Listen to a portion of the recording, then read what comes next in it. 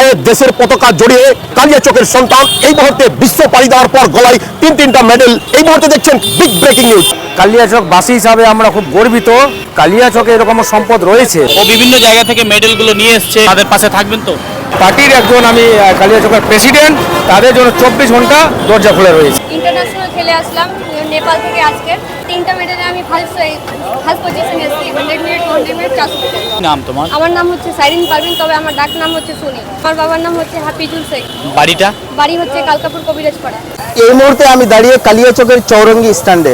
আজকে মেধা অন্বেষণে করতে করতে আমরা এমনই একটি সম্পদ কালিয়াচকের মাঝে আমাদের কাছে এসে উপস্থিত হয়েছে।